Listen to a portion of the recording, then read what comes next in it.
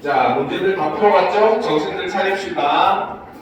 자, 첫 번째 이제 인문 지문, 바로 언어 논리에 대한 지문입니다. 알겠죠? 자, 일종의 우리가 수학 시간에 배우는 명제와 관련되어 있는 그런 지문이다라고 볼 수가 있어요. 그래서 이 지문들을 우리가 해석을 할 때 어떤 식으로 해석을 하면 좋은가 같이 한번 살펴보도록 합시다. 자, 준비됐죠? 그렇죠? 자, 봅시다. 까마귀는 모두 검다. 그렇죠? 자, 이걸 H1이라고 하는 가설이라고 일단 잡아봅시다. 자, 까마귀는 모두 검다라는 가설은 까마귀라는 특정 부류의 모든 대상이 검다는 성질을 갖는다는 것을 말하며, 이처럼 특정 부류의 모든 대상을 다루는 가설을 우리는 보편 가설이라고 한다. 자, 보편 가설의 의미가 바로 뭐다? 바로 특정 부류의 모든 대상을 다루는 가설을 우리는 보편 가설이라고 한다는 거죠. 알겠죠? 그래서 어떤 종류 전체의 특징을 얘기하는 게 보편 가설. 예를 들어서 사람은 누구나 죽는다. 이런 것도 일종의 보편 가설이라고 볼 수 있는 거예요. 그죠? 자, 보편 가설 H1은 같은 뜻을 지니는 조건문. 어떤 것이 까마귀라면 그것은 검은색이다로도 변환할 수 있으며, 이때는 어떤 것이 까마귀이다를 정건. 그렇죠? 즉 여기서 어떤 것이 까마귀이다. 어떤 것이 까마귀라면, 그렇죠? 이 부분이 바로 일종의 전건에 해당하고, 그렇죠? 반면에 그것은 검다, 그것은 검은색이다라고 하는 이 부분을 우리는 후건으로 볼 수가 있다는 거죠. 그래서 전건긍정식, 후건긍정식 이런 것들 한번 들어본 적 있죠. 그래서 우리가 어떻게 보면은 바로 뭐다? 조건과 이제 결과라고 얘기할 수 있는 거지만 이것을 이제 전건과 후건으로도 볼 수 있다는 거죠. 자, 그래서 계속 봅시다. 우리가 염두에 두는 특정한 범위 안에 있는 대상들을 논의세계라고 하며, 자, 논의세계라고 하는 거는 또 뭐냐? 저 바로 뭐다? 우리가 염두에 두는 특정한 범위 안에 있는 대상들이 논의세계라는 거죠. 자, H1은 논의세계 안에서 어떤 대상을 고르더라도 그것이 까마귀라면 검다는 것을 주장한다. 이는 논의세계 안에 반드시 까마귀가 존재해야 한다는 것을 의미하지는 않는다라는 거죠. 즉 바로 뭐다? 논의세계 안에서 어떤 대상을 고르더라도 그것이 까마귀라면 검다는 것을 주장을 하지만 논의의 세계 안에 반드시 까마귀가 존재해야 되는 건 아니라는 겁니다. 알겠습니까? 그러니까 우리가 바로 뭡니까? 우리 논의 세계에는 없는, 예를 들어서 용은 뱀처럼 긴 동물이다 이렇게 얘기를 했을 때도 역시 바로 뭐야? 이런 거는 논의 세계에 존재하진 않지만 논의 세계 안에서 일종의 우리가 논증이 가능하다는 거죠. 자, H1이 거짓이 되는 것은 까마귀이면서 검지 않은 대상이 논의 세계 안에 존재하는 경우이다 라는 거죠. 자, 어떤 증거가 가설의 참이라는 것을 뒷받침하는 것을 입증이라고 한다. 그렇죠? 입증이라고 하는 건 바로 뭐다? 바로 어떤 증거가 가설이 참이라는 것을 뒷받침하는 거. 자, 우리가 명제가 참인지 거짓인지 살펴보는 것, 즉 참인지를 확인하는 것이 바로 입증이라는 거죠. 자, 햄펠은 우리가 H1의 입증을 위해 어떤 증거가 필요한지에 대한 직관을 갖고 있다고 보았다. 그리고 그 직관이 프랑스의 철학자 장 니코드에 의해 제안된 니코드 기준에 잘 반영되어 있다고 주장했다. 이 기준에 따르면 전건과 후건을 모두 만족하는 까마귀이고 검은 대상, 그렇죠? 자, 여기서는 지금 보면은 까마귀이다 라고 하는 거, 여기서 까마귀는 이라고 하는 게 전건에 해당하는 거고, 그 다음에 모두 검다라고 하는 게 일종의 후건에 해당하는 내용이라고 볼 수 있죠. 자, 그러면 지금 여기서 A 사례 같은 경우는 바로 뭐다? 까마귀이고 얘는 전건을 긍정하고 있는 내용이죠. 그 다음에 검은 대상, 까마귀이자 검은 대상이기 때문에 이거는 후건을 긍정하는 내용이라고 볼 수가 있어요. 그렇죠? 자, 그래서 이제 계속 보게 되면은, 자, 그래서 까마귀고 검은 대상 A는 입증 사례이다. 자, 그렇기 때문에 바로 뭐다? 그치? 자, 이 A 같은 경우는 뭡니까? 내용을 입증하는 일종의 입증 사례이다. 자, 이 가설이 참임을 나타내주는 사례이다라고 볼 수 있다는 겁니다. 알겠죠? 자, 그 다음 이제 B를 봅시다. 자, 전건은 만족하지만 후건은 만족하지 않는 까마귀이고 검지하는 대상, 그렇죠? 까마귀이다라고 하는 거는 전건을 긍정하지만 반면에 검지 않은 대상이라고 하는 거는 후건을 부정하게 되죠. 그렇죠? 이러한 것을 우리는 바로 뭐라고 한다? 반입증 사례다.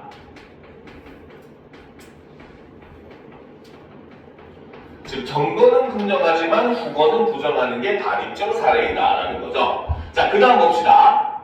자, 전건을 만족하지 않는 대상은 후건을 만족하든 그렇지 않든 가설의 입증과는 무관한 사례이며 까마귀가 아니고 검은 대상 C와 까마귀가 아니고 검지하는 대상 D가 이에 해당한다란다. 그래서 여기서 보면은 전건을 부정하는 까마귀가 아니고와 같이 전건을 부정을 하게 되면은 그렇죠? 요 두 개는 뭐가 된다? 바로 원래대로라면 무관한 사례가 된다는 거죠. 우리가 까마귀에 대해서 지금 얘기하는 그 뭡니까? 명제에서 까마귀가 아닌 대상을 생각할 필요는 없다라고 일단 기본적으로 우리가 직관할 수 있다라고 하는 게 그 부분을 얘기한다는 거예요. 알겠죠? 자, 그런데 일단 계속 보도록 합시다. 자, 이번에는 검지하는 것은 모두 까마귀가 아니다. H2라는 가설을 생각해보자. 니콘의 기준을 적용하면, 자, 일단 이걸 먼저 적용을 하기 전에, 자, 이 H2 가설을 보게 되면은, 자, H2 가설의 전건은 검지 않은 것은, 그쵸? 자, 이것이 바로 전건에 해당하는 것이고, 그 다음에 모두 까마귀가 아니다 라고 하는 게 후건에 해당하는 내용이죠. 이제 내용을 가만히 살펴보면 바로 뭐다? H1의 내용을 어떻게 하고 있어? H1의 전건을 부정하고 그 다음에 후건도 동시에 지금 부정을 하는 이런 모습을 보여주고 있어요. 그래서 전건과 부정을 동시에 각각 부정을 하는 그런 형태로 지금 구성이 되어 있다는 거죠. 그렇죠? 자, 그렇기 때문에 바로 뭐다? 자, 일단 봅시다. 그래서 H2라는 가설을 생각해보자. 리코드 기준을 적용하면 D는 입증 사례해보자. 이 경우에는 바로 뭐다? 까마귀가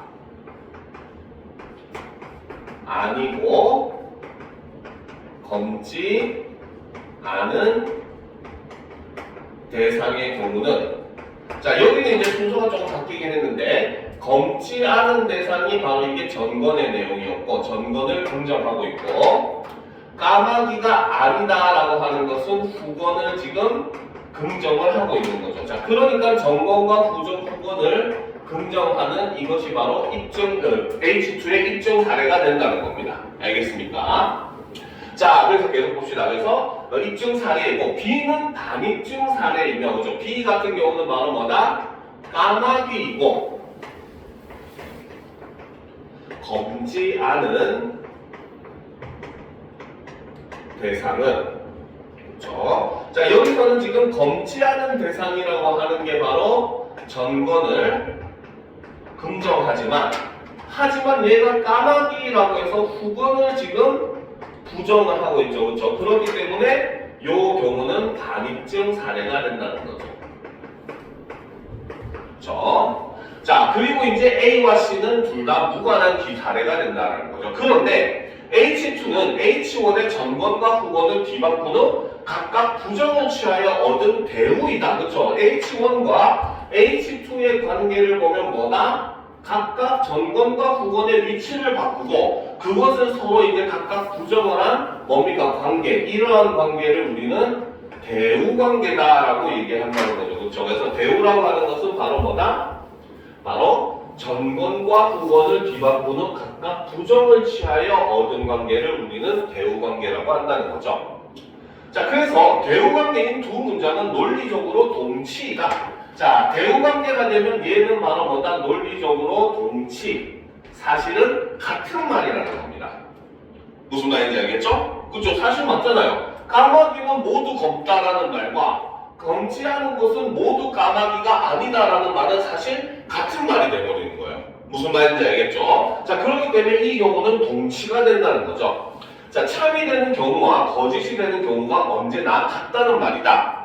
논리적으로 동치인 두 문장은 같은 내용을 말한다고 이해하면 대우관계인 두 가설을 뒷받침하는 입증 사례가 서로 다를 수가 없다는 거. 왜?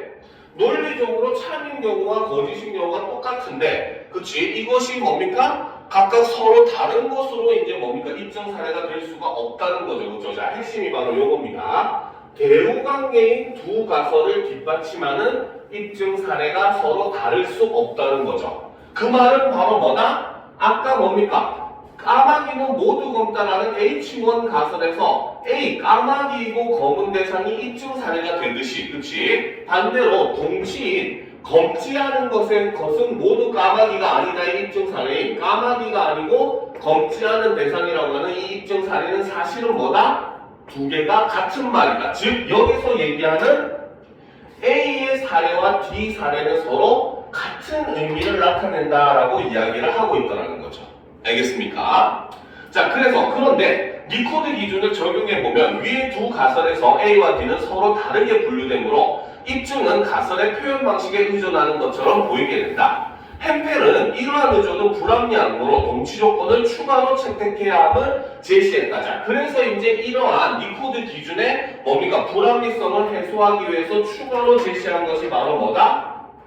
바로 동치 조건이라고 하는 것을 제시했다는 거죠. 그렇죠? 자, 그러면 보도록 합시다. 자, 여기서 동치 조건이라고 하는 것은 바로 뭐다? 어떤 사례가 가설을 입증한다면 그 사례는 가설과 동치인 다른 가설도 입증한다라는 조건이라는 거죠. 즉 바로 뭐다? 까마귀이고 검은 대상도 이거를 입증하는 사례고 까마귀가 아니고 검지 않은 대상도 사실은 뭐가 돼야 된다? 입증하는 입증 사례가 되어야 된다라고 주장하는 게 햄펠의 주장이라는 겁니다. 그렇죠? 그래서 이를 채택하면 H2의 입증 사례는 H1의 입증 사례이며 H1의 입증 사례는 H2의 입증 사례가 된다는 거죠. 그러면 바로 뭐다? 이 글에서는 A와 D가 둘 다 뭐가 된다? 입증 사례가 되어야 한다. 라고 이야기를 한다는 거죠. 자, 그 결과 H1과는 무관한 사례였던 D는 H1의 입증 사례로 바뀌게 된다라는 거죠. 하지만 까마귀도 아니고 검지도 않은 대상인 파란 모자가 까마귀는 모두 검다를 입증한다는 것은 우리의 직관으로는 받아들이기 힘들다, 어렵다. 햄펠은 세 가지 요소, 즉 니코드 기준, 동치 조건, 두 가설 H1과 H2가 동치라는 것은 명백히 수용 가능한 전제들이고 추론 과정도 올바르지만 결론은 받아들이기 어려운 것으로 도출된 이 상황을 바로 뭐라고 한다? 입증의 역설이라고 한다라는 거죠. 자, 입증의 역설은 바로 뭐다? 바로 두 가설이 동치라는 것은 명백히 수용 가능한 전제들이고 추론 과정도 올바르지만 결론은 받아들이기 어려운 것으로 도출되는 이러한 상황을 입증의 역설이라고 한다라는 거죠. 그렇죠? 자, 햄펠은 이 역설이 해결 가능하다고 보았다. 하지만 이 뭡니까? 입증의 역설을 햄펠은 해결이 가능하다고 본다는 거죠. 왜 그런지 봅시다. 그는 D가 H1을 입증한다고 주장하며 그 이유를 두 가지 제시했다. 첫 번째 이유를 설명하기 위해서 바로 뭐다? 어떤 것이 저쪽 귀퉁이에 놓여 파란색을 띤 일부만 보이는 상황을 가정한다. 만약 그 대상이 처음에는 까마귀처럼 보였으나 가까이서 보니 모자라면 우리는 이 사례를 새로운 증거로 강조할 것이다. 하지만 우리가 이미 그 대상이 까마귀가 아님을 알고 있었기 때문에 같은 사례를 새로운 증거가 아니라 무관한 사례로 여겼던 것이다 라는 것. 즉 어떤 특별한 상황이 된다면은 이것도 입증 사례가 될 수 있다는 거죠. 무관해 보이는 것도. 그렇죠? 자, 그 다음 두 번째 이유는 A와 D의 차이는 입증 정도의 차이가 있을 뿐 입증 여부의 차이는 있지 않다는 것이다. 즉 바로 뭐다? A와 D의 차이는 뭐에 달려있다? 바로 입증 정도의 차이는 존재를 하지만 반면에 입증 여부의 얘가 입증하냐 안 하냐의 차이는 존재하지 않는다라고 보는 게 바로 햄펠의 주장이라는 거죠. 알겠습니까? 즉 바로 뭐다? 까마귀고 검은 대상은 당연히 이 명제가 참이라는 걸 보여주는 거야. 이거는 누가 봐도 당연히 인정이 가능해. 그죠? 그런데 까마귀가 아니고 검지 않은 대상이 있다고 한다고 하더라도 얘가 거짓이 됩니까? 안 됩니까? 안 되잖아. 그치? 그러니까 까마귀가 아니고 검지하는 대상이 존재하는 것도 어느 정도 얘가 타당하다는 걸 보여주는 하나의 근거가 될 수는 있다는 거죠. 다만 연관성이 굉장히 많이 떨어지니까 무관한 것처럼 보일 뿐 얘도 하나의 입증하는 그 증거는 될 수가 있다는 겁니다. 무슨 말인지 알겠죠? 자, 그럼 계속 보도록 합시다. 자, 즉 까마귀인 대상의 수보다 검지하는 대상의 수가 훨씬 많으므로 검지하는 대상 중 하나가 까마귀가 아님이 드러나는 것으로는 가설이 참일 가능성이 크게 올라가지는 않는다. 따라서 특정 사례 A가 가설을 입증하는 강도가 특정 사례 D가 가설을 입증하는 강도보다 클 뿐이라는 것이 햄펠의 주장이다라는 거죠. 즉 바로 뭐다? A가 워낙 찰떡같이 맞는 사례이기 때문에 얘가 참의 증거라고 볼 수는 있지만 얘가 있다고 해서 얘가 거짓이 되는 것은 아니라는 거죠. 무슨 말인지 알겠습니까? 그렇기 때문에 D도 하나의 입증 사례로는 가능하다. 즉 입증 여부에는 차이가 없다. 정도만 차이가 있을 뿐이다 라는 게 바로 햄펠의 주장이었다는 겁니다. 알겠죠? 자, 그러면 간단하게 우리가 문제의 답만 우리가 조금씩 체크를 해보면서 내용을 들어가 보도록 합시다. 알겠죠? 자, 보도록 합시다. 자, 1번 윗글의 H1은 리코드 기준에 따라 이해하는 것으로 적절한 것은 이라고 되어 있네요. 그렇죠? 자, 보도록 합시다. 까마귀이고 검은 대상은 H1의 입증 사례가 아니다. 맞습니까? 아니죠. A는 입증 사례라고 했었죠. 그렇죠? 이게 A이기 때문에 그렇죠? 입증 사례 다가 맞는 거죠. 2번 까마귀가 아니고 검은 대상은 H1의 입증 사례다? 아니죠. C는 바로 뭐다? 무관한 사례죠. 그렇죠? 3번 자, 검지하는 사례 중에는 H1의 반입증 사례가 있다. 검지하는 대상 중에는 바로 뭐다? 만약에 그게 까마귀였다면 반입증 사례가 되겠지. 그렇지? 그러니까 3번이 답이 된다는 거죠. 알겠습니까? 자, 4번 까마귀인 사례 중에는 H1과 무관한 사례가 있다. 그렇죠? 까마귀지만 이면은 무관하지 않죠. 입증이거나 반입증이거나 두 개만 되잖아. 그치? 자, 5번 까마귀이고 검지하는 대상은 H1과 무관하다? 아니죠. 마지막에 까마귀이고 검지하는 대상은 오히려 반입증 사례라고 얘기했습니다. 그렇죠? 자, 그렇기 때문에 답은 3번이 되는 거죠. 자, 2번 문제로 넘어갑시다. 자, 윗글의 H2에 대한 설명으로 적절하지 않은 것은 이네 H2는 보편가설에 해당한다. 그렇죠? 검지하는 것은 모두 까마귀가 아니다라고 했기 때문에 모두라는 말이 들어가면 사실상 보편가설이라고 봐야 됩니다. 알겠죠? 자, H2는 조건문으로 변환을 할 수 있다. 그렇죠? H2도 역시 마찬가지인 거다. 까마귀가 아니고 검지하는 대상, 까마귀가 아니고 검은 대상, 까마귀이고 검지하는 대상, 까마귀이고 검은 대상 이런 식으로 조건문으로 변환을 할 수 있겠죠. 그렇죠? 자, 3번 자, 논의세계 안에 검지하는 대상과 그렇지 않은 대상이 함께 존재해야 H2는 참이 된다. 자, 아까 앞에서 내용이 있었어요. 논의대상 안에 이 대상이 존재 여부는 뭡니까? 가설에 영향을 미치지 않는다라고 했기 때문에 답은 3번이 된다는 겁니다. 알겠죠? 자, 3번 윗글을 통해 알 수 있는 내용으로 가장 적절한 것은 이라고 되어 있네요. 자, 리코드 기준을 적용하면 그렇죠? 자, 동치 조건의 채택 여부와 무관하게 C는 H2의 반입증 사례가 된다라는 거지. 그렇지? 아니죠. 이거는 동치 조건이 채택이 돼야 되기 때문에 바로 뭐다? C 같은 경우는 까마귀가 아니고 검은 대상. 이 경우 같은 경우는 H2와는 사실은 뭡니까? H2와는 그렇죠. 까마귀가 아니고 검은 대상 같은 경우는 바로 뭐다? 사실은 그 C는 A와 C는 무관한 사례라고 얘기를 했어요. H2에서는. 그렇죠. 이거는 틀렸죠. 그렇죠. 반입증 사례가 아니라 C는 무관한 사례가 된다.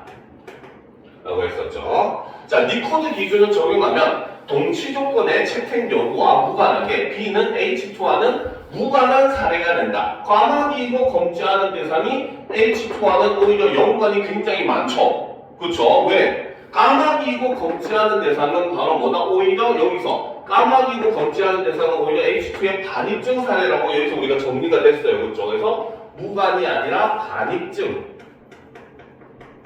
사례가 된다는 거죠. 자, 리코드 기준을 적용할 뿐만 아니라 동치 조건을 채택하여 H1과 H2가 동치라는 점을 인정하면 C는 H1의 반입증 사례가 된다? C는 여전히 동치라는 걸 인정을 하더라도 무관한 사례가 되어버립니다. 그쵸?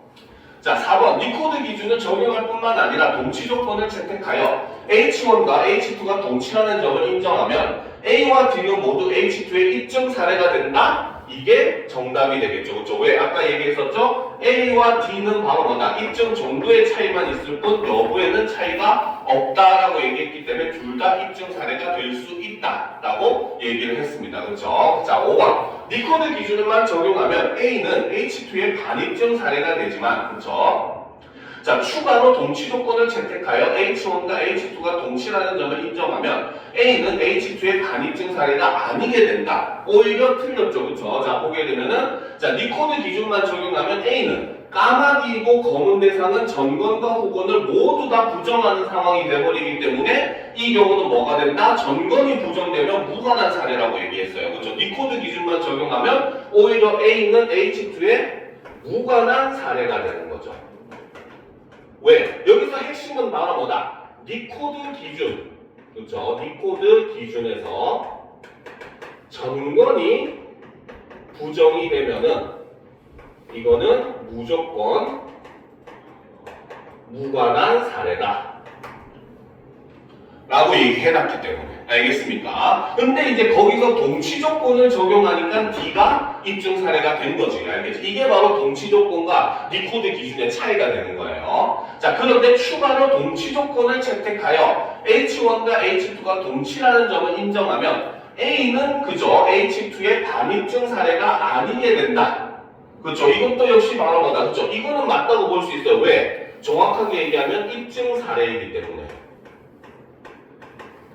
그치? 바로 동치 조건을 제시하면 뭡니까? H2의 그 입증 사례는 바로 D가 되잖아. 그치? 그죠? D가 되는데 A는 이미 그 동치 조건, 그 대우의 관계에 있는 H1의 입증 사례이기 때문에 H2의 경우도 A와 D가 둘 다 입증 사례가 된다는 거죠.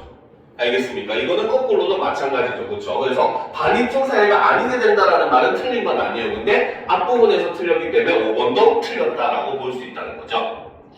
자, 4번. 기역의 목적으로 가장 적절한 것은 이라고 되어 있어요. 그렇죠? 자, 기역이 뭡니까? 그렇죠? 자, 기역을 잠깐 살펴보면, 자, 정신 차리고, 자, 이러한 의존은 불합리함으로 동치 조건을 추가로 채택해야 한다라는 거. 왜? 아까도 얘기했지만 대우 관계를 가지고 있는 두 가설의 경우는 둘 다 뭡니까? 하나의 입증 사례는 반대 입증 사례도 돼야 된다라고 한다는 거, 그렇지? 근데 우리가 니코드 기준만 적용하면은 무관한 사례가 돼버리잖아요, 그렇죠? 그래서 이거를 뭡니까? 그 보완하려고 한 이유 목적으로 가장 적절한 것은 바로 뭐다? 바로 정답은 4번. 모든 가설이 5번입니다. 헷갈렸네. 자, 5번. 입증 사례인지 여부가 가설이 진술되는 방식에 따라 달라지는 현상을 방지하기 위해서. 왜? 똑같은 대우고 동치 관계를 가지고 있는데 입증 사례가 다르다면은 논리적으로 성립하지 않잖아. 그렇지? 그러니까 정답은 5번이 된다는 거죠. 알겠죠? 자, 5번 문제를 보도록 합시다. 자, 위클에서 설명한 햄펠의 관점에서 고기를 이해한 내용으로 적절하지 않은 것은 이라고 되어 있네요. 자, 요거 다 치워도 되겠죠, 이제. 자, 보도록 합시다. 자, 백조는 흰색의 털을 가진 새로 알려져 있다. 갑돌이는 오늘 백조는 모두 희다라는 가설을 세우고자 가설이 백조는 모두 희다 라는 가설을 세웠죠. 그러면 여기서 백조는이 전건에 해당하고 모두 희다가 후건에 해당하게 되겠죠. 그렇죠? 자, 세우고 사례를 수집하기로 했다. 책상에는 어제 주워온 나뭇잎이 그대로 올려져 있고 갑돌이는 그 색깔이 초록색임을 안다. 자, 그러면 나뭇잎은 초록색이다 라고 하는 조건문이 나왔어. 그치? 이거는 바로 뭐다? 요거 같은 경우는 일종의 무관한 사례가 되겠죠. 즉 바로 뭐다? 백조가 아니고 흰색이 아닌 경우잖아. 그렇지? 그래서 얘는 바로 뭐다? 백조가 아니고 흰색이 아닌 경우가 된다는 거죠. 일단 기본적으로 백조가 아니다라는 전건을 부정했으니까 무관한 사례가 되는 거죠. 자, 그리고 이 나뭇잎은 자신의 가설과 무관한 사례라고 생각한다. 또한 길 건너편에는 초록색을 띤 어떤 대상의 일부가 보이며 그것은 의자이지만 갑돌이는 색깔만 인지할 뿐 의자인지는 모르고 있다. 갑돌이는 그 대상이 무엇인지 확인해 볼 것이다 라는 거야. 그렇지? 자, 그러면 일부가 보이고 이것이 또 초록색이야. 그렇죠? 초록색을 띤 어떤 대상의 일부가 보이는데 이게 의자라는 거야. 그렇죠? 원래대로라면 이것도 역시 바로 뭐야? 백조가 아니고 흰색이 아닌 대상이죠. 그렇죠? 그런데 아직 이게 의자인지 아닌지를 모르기 때문에 백조라고 생각할 수도 있는 거야. 알겠습니까? 일단은 우리가 그 내용을 한번 자 밑에 보도록 합시다. 그래서 이해한 내용은 적절하지 않은 걸 고르라네요. 자, 1번부터 봅시다. 자, 갑돌이가 가설을 입증하는 사례는 희지 않은 것은 모두 백조가 아니라는 가설을 입증할 수가 있겠군. 그쵸? 바로 이거의 동치관계에 있는 게 바로 뭐다? 희지 않은 것은 모두 백조가 아니다. 요게 바로 동치관계잖아요. 그죠? 동치관계 나타내는 거기 때문에 이게 입증이 되면은 얘도 입증이 되는 바로 동치의 관계라는 거죠. 그죠? 그러니까 1번은 맞는 거죠. 그죠? 전건과 후건의 위치 바꾸고 둘 다 부정하면 되는 겁니다. 그죠? 자, 2번. 초록색을 띤 어떤 대상이 의자라는 것을 확인했다면 그 사례는 갑돌이가 세운 가설이 참이라는 것을 뒷받침하겠군. 맞습니까? 틀립니까? 그죠? 뭡니까? 백조가 아닌 것은 뭡니까? 백조가 아닌 것은 희지 않다라고 하는 것은 뒷받침하는 뒤 부분에 해당하는 입증 사례가 될 수는 있다고 얘기했어요. 그렇죠? 입증 여부 정도의 차이만 있을 뿐 여부 차이는 없다고 했어요. 자, 3번. 갑돌이가 책상 위에 나뭇잎을 자신의 가설과 무관한 사례라고 여긴 것은 그것이 백조가 아님을 이미 알았기 때문이겠군. 그렇죠? 이것도 역시 마찬가지죠. 그렇죠? 왜? 정건이 부정되면 일단 리코드 기준으로는 뭡니까? 무관한 사례라고 본다고 했어요. 그렇죠? 자, 4번. 백조이고 흰 대상은 갑돌이가 세운 가설을 입증하는 사례이지만 백조가 아니고 희지 않은 대상은 그 가설을 입증하지 못하는 사례겠군. 자, 이 부분이 틀렸죠. 그렇죠? 바로 뭐다? 동치 조건에 따르면 바로 무엇이다? 이것도 입증 사례가 된다는 거죠. 된다는 거죠. 그렇기 때문에 정답은 4번이 되는 겁니다. 알겠습니까? 그래서 동치 조건이라고 하는 것 때문에 4번이 틀린 말이 된다는 거죠. 자, 그러면 이제 두 번째 지문, 주식회사의 인수에 대해서 한번 살펴보도록 합시다. 자, 여기까지 하면 아마 시간이 다 될 것 같아요. 자, 근데 요거는 우리가 내용이 조금 복잡하니까 우리가 좀 정리를 하면서 같이 볼 겁니다. 알겠죠? 자, 보도록 합시다. 자, 주식회사의 인수란, 자, 일반적인 회사의 인수와 주식회사의 인수는 좀 다릅니다. 알겠습니까? 주식회사가 뭡니까?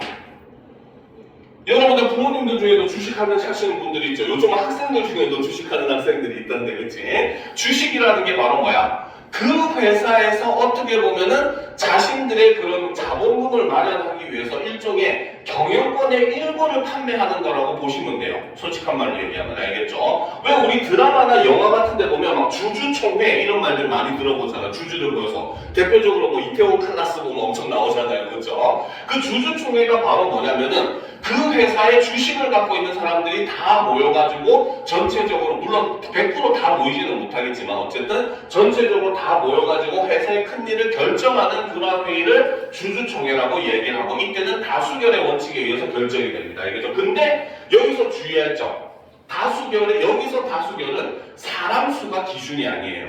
알겠습니까? 이거는 바로 보유한 주식 수가 기준입니다. 알겠습니까? 그럼 예를 들어서 만약에 선생님이 10주를 가지고 있고 여러분들이 한 주씩을 가지고 있어. 주식을 어떤 A라는 회사가 있는데, 그치? 그럼 지금 여러분들이 지금 여기 교실에 6명이 있는데, 그치? 그럼 여러분들과 합쳐도 6주야. 근데 선생님이 10주 가지고 있어. 그러면 선생님이 얘기하는 대로 무조건 가야 돼요. 왜? 주식수가 의결권 수가 되기 때문에. 알겠습니까? 그래서 왜 드라마 같은 데 보면은 대주주들끼리 연합해가지고 누구 한 명 물러나게 하자, 뭐 누구를 뭐 추대하자, 뭐 이런 말들 음모를 짜잖아. 그치? 바로 그게 가능한 이유가 이 때문입니다. 일반적인 회사 인수는 어때? 말 그대로 그 회사를 그냥 사면 되는 건데 주식회사의 인수는 주식을 일정 비율 이상을 내가 삼으로써 그 회사의 경영권을 확보할 수 있는 그러한 점이 차이점이 있는 거죠. 자, 그런 배경 지식을 머리에 넣고 한번 보도록 합시다. 자, 주식회사의 인수란 인수회사가 인수 대상 주식회사의 경영권을 확보하는 것이 바로 주식회사의 인수라는 거죠. 자, 경영권 확보는 그러면 여기서 경영권을 확보한다는 건 그럼 또 뭐냐? 자, 전원이 이사로 구성된, 그렇죠? 회사의 업무 집행 기관인 이사회를 확보함으로써 가능하다는 겁니다. 그렇죠? 자, 이사회를 확보하려면 그러면 또 이제 얘기하죠. 요즘 국어의 특징이죠. 자꾸 안으로 들어가죠. 자, 이사회를 확보한다는 거는 바로 뭐다? 전체 이사 중 과반수를 인수회사의 우호적인 이들로 구성을 하는 게 이사회를 확보하는 것이다 라는 거죠.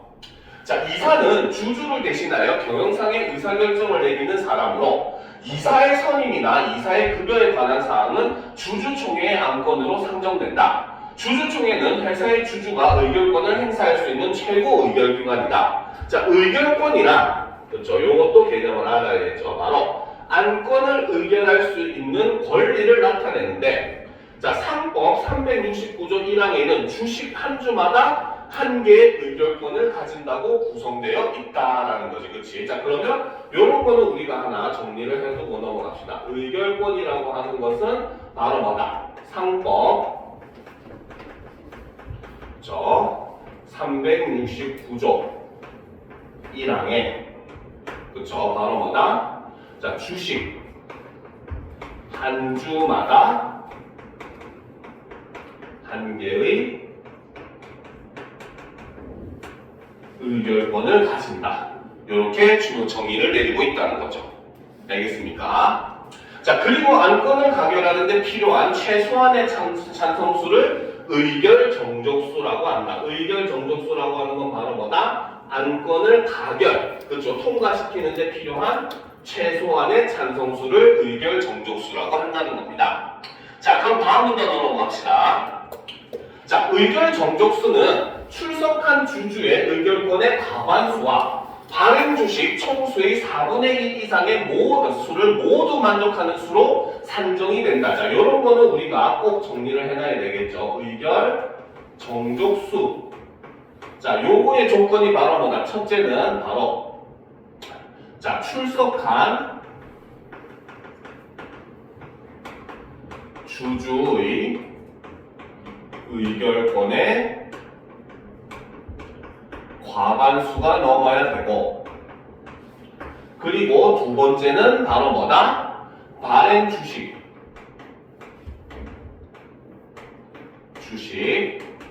총수의 4분의 1 이상, 요 두 조건을 모두 만족을 하는 수가 바로 의결 정족수가 된다는 거죠. 무슨 말인지 알겠습니까? 자, 그러면 계속 보도록 합시다. 자, 출석한 주주의 의결권의 합이 40만 개이고 발행 주식 총수가 100만 주라고 가정하자. 이 경우 출석한 주주의 의결권의 절반인 20만 개를 넘는 수와 발행 주식 총수의 4분의 1인 25만 주 이상을 모두 충족하는 25만 주가 의결 정족수가 된다라는 겁니다. 알겠습니까? 자, 단 산정 과정에서 출석한 이사가 보유한 주식은 해당 이사의 선임에 대한 의결 시에는 출석한 주주의 의결권에 산입하지만, 자, 이게 중요합니다. 자, 바로 자, 이사 관련된, 그렇죠? 이사 관련 안건의 경우는 두 개로 나눌 수가 있는데, 바로 선임, 이 사람을 이사에 임명하는 것에 대한 의결 시에는 바로 뭐다? 출석한 주주의 의결권에 산입을 한다. 즉 바로 대상, 그렇죠? 이사의 주식도 출석 의결수에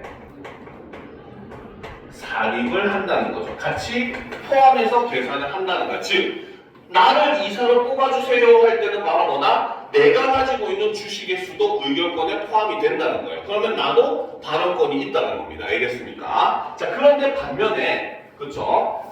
해당 이사의 급여에 대한 의결 시에는 산입하지 않는다라는 거죠. 그래서 급여 관련된 안건에 대해서는 바로 뭐다? 대상 이사의 주식은 그쵸? 출석 의결수에 산입을 하지 않는다라고 이야기를 한다는 겁니다. 알겠죠? 이런 것들은 이용한 문제 반드시 나와요. 이런 식으로 지문이 나와 있으면 어떤 경우에 적용이 되고 어떤 경우에 적용이 되지 않는다 이런 내용이 나오게 되면은 이거는 여러분들이 밑줄을 긋는 표시를 반드시 해놔야 됩니다. 왜? 무조건 선지에 등장하니까. 알겠습니까? 자, 그럼 계속 보도록 합시다. 자, 또한 회사가 가진 자기 주식인 자사주는 모든 의결에서 발행주식 총수 및 출석한 주주의 의결권에 산입하지 않는다라는 것. 즉, 회사가 가지고 있는 자기 주식을 우리는 자사주라고 하는데, 그쵸? 이 자사주는 바로 뭐다? 모든 의결에서 발행주식 총수 및 출석한 주주의 의결권에 산입을 하지 않는다라는 것도 우리가 잘 알아둬야 된다는 거죠. 알겠습니까? 자, 그럼 이제 다음 문단으로 넘어갑시다. 자, 인수회사가 인수대상 회사의 회사 이사회의 동의 없이 경영권을 획득하려는 것을 적대적 인수라고 한다. 자, 적대적 인수라고 하는 것은 바로 뭐다? 인수회사가 인수대상 회사 이사회의 동의 없이 경영권을 획득하려는 게 바로 적대적 인수라는 거죠. 원래는 아까 뭡니까? 이사들을 자기 편으로 포섭해가지고 보통은 인수를 하는데 아예 이제 공격적으로 그 회사의 주식을 싸그리 긁어 모아버리는 거야. 그래서 내가 어쨌든 51%를 넘어서면은 내 의견이 무조건 관철될 거 아니야. 그렇죠? 그렇기 때문에 이런 걸 우리는 적대적 인수라고 한다는 거죠. 자, 그런데 이제 이거를 이러한 목적으로 은밀히 주식 매수가 이루어지는 것을 막기 위해서 자본시장법에는 바로 뭐다? 주식 대량 보유 보고 제도가 있다라는 거죠. 자, 이 제도에 따르면 바로 뭐다? 투자자가 특정 회사의 발행 주식 총수의 5% 이상을 보유하게 되면 그 지분율과 일반 투자 또는 경영 참가라는 보유 목적을 금융당국에 보고를 해야 된다는 겁니다. 알겠죠? 그리고 금융당국은 바로 뭐다? 보고를 받은 내용을 즉시 공시를 해서 누구나 이 사실을 확인할 수 있게 하며 매수된 회사에 별도로 통지하지는 않는다. 왜? 회사를 경영하는데 이것조차 확인 안 한다면 회사를 경영할 자격이 없다고 보는 겁니다. 그러니까 우리 법은 내가 이걸 방지하기 위한 최소한의 노력을 했을 때만 지켜져요. 실제로 예전에 모의고사 지문에도 있었는데 여러분들이 집을 매매를 할 때 사기를 당했어. 알겠습니까? 그런데 만약에 여러분들이 이제 그 주택에 대한 등기부를 띄워보고 다 확인했는데도 사기를 당했으면은 여러분들이 일반적인 노력은 했기 때문에 여러분들의 재산을 보호해주기 위해서 그에 대한 수사나 재판이 이루어집니다. 알겠죠? 그런데 만약에 내가 집을 사는 사람인데 그 큰 돈을 주고 집을 사는데 심지어 그 집의 주인이 누군지 등기부도 확인을 안 해봤어. 그러면 이 사람은 집을 사기 위한 최소한의 노력도 하지 않는 사람이기 때문에 이런 사람의 권리는 지켜줄 필요가 없다고 보는 게 법입니다. 법의 핵심입니다. 알겠죠? 그렇기 때문에 회사를 경영하는 입장에서도 이거를 항상 늘 확인하는 모습을 볼 수가 있어요. 실제로 여러분들 이태원 클라스 드라마 봤죠? 대부분 다 보지 않았나? 안 봤어요? 이태원 클라스?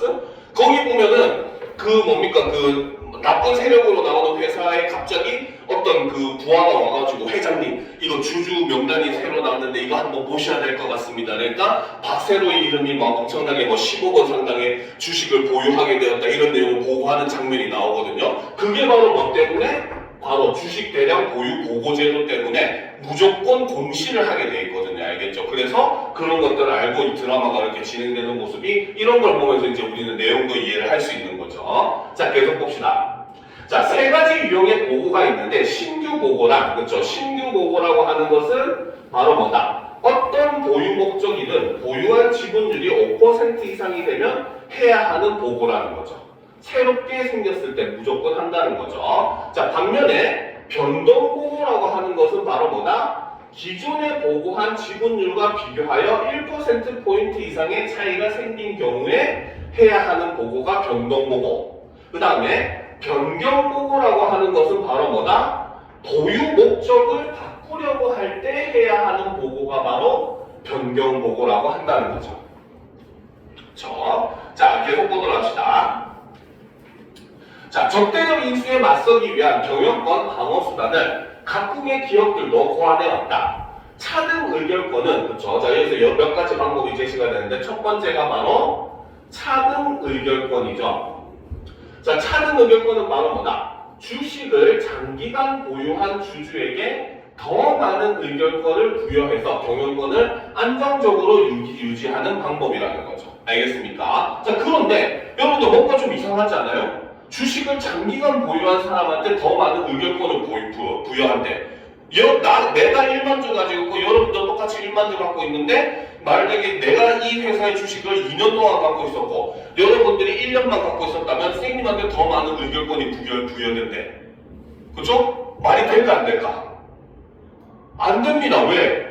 아까 3법 제69조 1항에 따르면 주식 한 주마다 한 개의 의결권을 주는 것은 법으로 정해져 있는 거니까. 무슨 말인지 알겠죠? 그러니까 사실 이 부분 같은 경우는 바로 뭐다? 바로 369조 1항을 그렇죠? 어기는 방식이라는 거죠.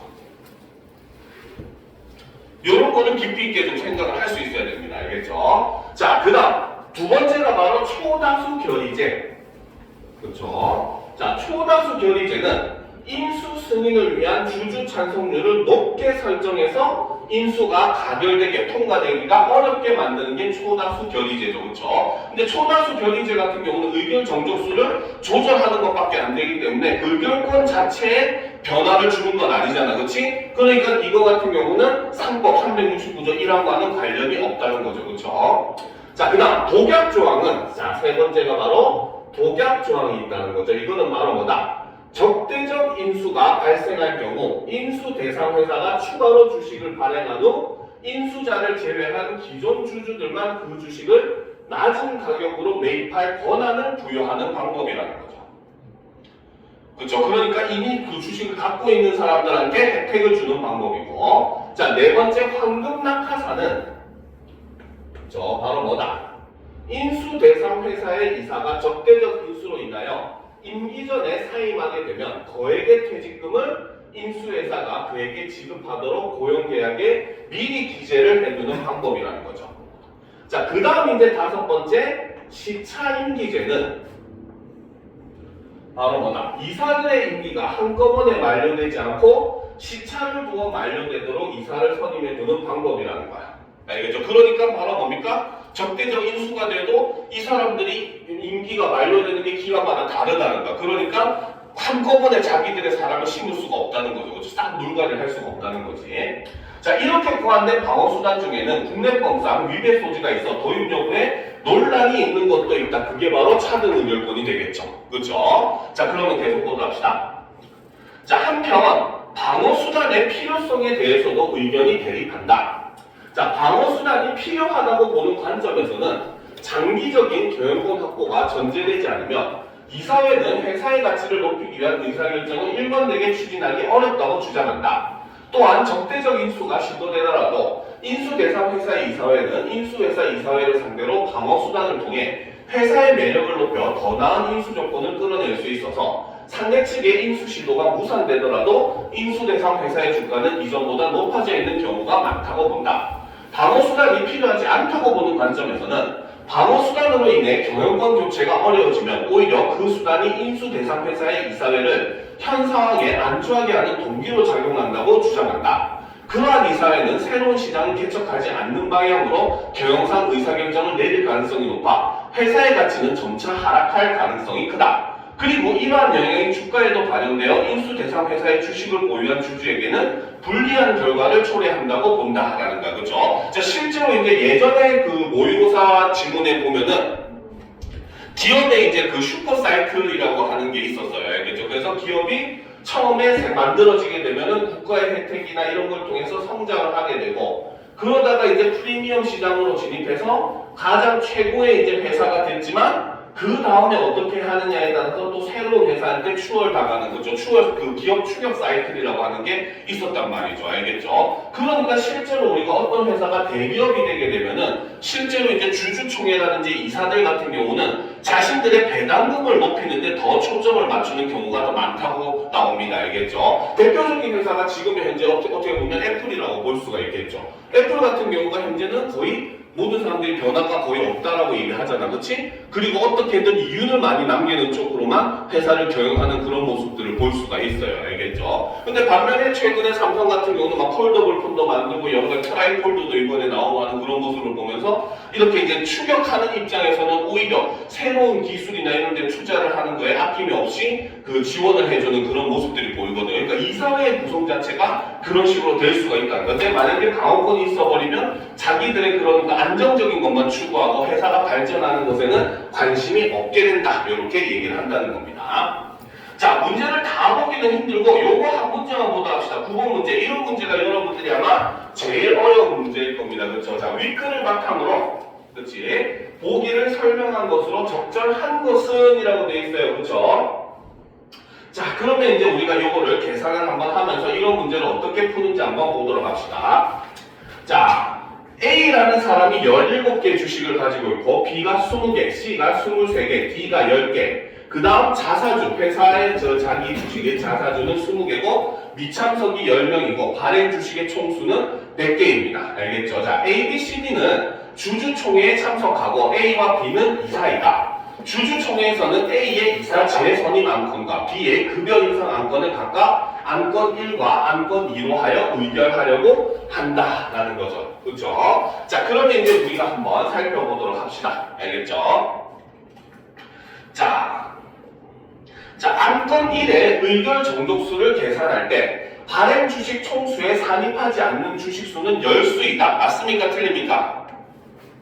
발행 주식 총수에 산입하지 않는 거는 뭐였다? 아까 얘기했듯이 자사주는 산입하지 않는다고 했었죠. 그렇죠? 자사주가 몇 주다? 20주이죠. 그러니까 20주가 발행 주식 총수에 산입하지 않는다라고 봐야 되죠. 2번. 자, 의결 정족수는 그렇죠. 정족수를 계산할 때 자, 발행 주식 총수에 산입하지 않는 주식수는 안건 1과 안건 2가 다르다. 발행 주식 총수에는 모두 산입을 합니다. 알겠죠? 같습니다. 다만 의결권에서 차이가 발생한다고 했었죠. 왜? 이사서 관련 안건에서는 선임에 관련돼서는 대상이사, 즉 A 이사의 주식도 총 출석 의결수에 산입이 되지만 B의 급여 인상에 관련된 급여 관련된 안건은 B 이사의 주식은 출석 의결수에 산입되지 않는다고 했어요. 그렇죠? 이거는 출석 의결수가 다른 거지 발행 주식 총수에는 관계가 없다라고 봐야 되는 겁니다. 알겠죠? 자, 3번. 의결 정족수를 계산할 때 출석한 주주의 의결권에 산입해야 하는 주식수는 안건 1과 안건 2가 같다. 맞습니까? 틀립니까?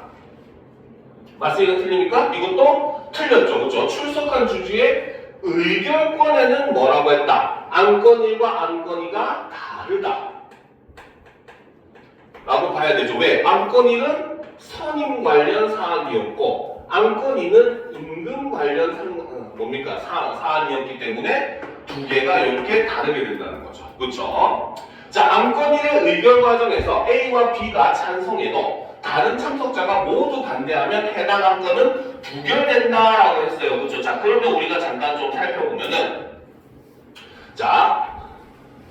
안건 1 같은 경우는 A 이사의 재선임 안건, 그 다음에 안건 2가 B의 급여 인상 안건이라는 거죠. 그렇죠? 자, 안건 1 같은 경우는 바로 뭐다? 안건 1은 기본적으로 자사주만 뺍니다. 그렇죠? 그러면 발행 주식의 총수는 80수가 되는 거죠. 80주가 되는 거죠. 그렇죠? 자, 그리고 여기서 일단 미참석이 10주가 빠지니까 이제 70주가 됩니다.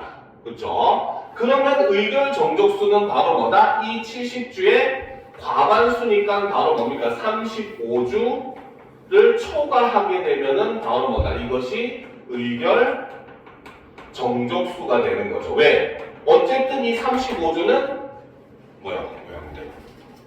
그렇죠? 35주는 발행 주식 총수의 4분의 1은 넘는 숫자니까. 4분의 1은 25수잖아요. 그쵸? 25수 이상이 되고 출석한 사람의 과반수 이상이면 된다고 했잖아요. 그쵸? 자, 그렇기 때문에 A 안건 같은 경우는 35주를 초과하면 의결 정족수를 만족하는 것이기 때문에 이거는 안건이 통과된다고 볼 수 있어요. 그쵸? 자, 그러면 봅시다. 안건 1의 의결 과정에서 A와 B가 찬성을 해. 둘을 합치면 벌써 37이 돼버리죠. 그쵸? 그러면 안건은 어떻게? 부결되는 게 아니라 가결되죠. 알겠습니까? 자, 5번을 보도록 합시다. 안건 2의 의결 과정에서 다른 참석자가 모두 찬성하면 C가 찬성하지 않아도 해당 안건은 가결된다. 자, 안건 2는 뭐야? B의 급여 관련 안건이라고 했어요. 그렇죠? 자, 이거는 그러면 우리는 다시 계산을 하면 발행 주식 총수는 100이지만 자사주를 빼면 80주가 되죠. 그렇죠? 그리고 미참석 10주를 빼게 되죠. 그리고 여기에 급여 관련된 안건이기 때문에 바로 뭐다? B가 가지고 있는 주식수도 빼야 됩니다. 알겠습니까? 그러면 계산을 하면 총 50주가 나오죠. 그렇죠? 자, 그리고 이제 이 50주에서 과반수 이상이 찬성해야 되니까 이거는 25주를 초과를 하게 되면 되죠. 그리고 실제로 발행 주식 총수가 100수이기 때문에 4분의 1 이상인 25주도 만족을 하게 됩니다. 알겠습니까? 그러면 의결 정족수는 25주를 기준으로 의결 정족수가 채워지게 된다는 거죠. 알겠습니까? 자, 그러면 바로 뭐다? 안건 2의 의결 과정에서 다른 참석자가 모두 찬성을 해. 그치? 모두 찬성을 하고 뭡니까? C가 찬성하지 않는데 C 한 명만 찬성하지 않아. 그러면 이 사람들의 수를 더해보면은 B는 근데 빼야 되죠, 사실은. 그치? 함정이 여기 있죠. A와 D만 찬성하는 겁니다, 이 경우는. 그치? 왜? 급여 관련 안건은 B는 의결권이 없다고 했어요. 그러니까 둘을 합치면 27주가 되죠. 그러니까 당연히 해당 안건은 가결되는 게 맞습니다. 그래서 정답은 5번이 된다는 거죠. 무슨 말인지 알겠습니까? 그래서 이렇게 우리가 여러분들이 계산하는 방식 좀 제대로 이제 이런 문제는 많이 접근을 해서 문제를 계산하는 그런 방식을 익히는 게 중요합니다. 알겠죠? 자, 오늘 수업은 여기까지 하도록 하겠습니다. 오늘 한 것 중에 다른 거 궁금한 거 있습니까? 없어요? 다들 정신 좀 차리고 진짜 이제 고3이라는 위기감을 가지도록 합시다. 오늘은 여기까지 합시다. 수고했습니다.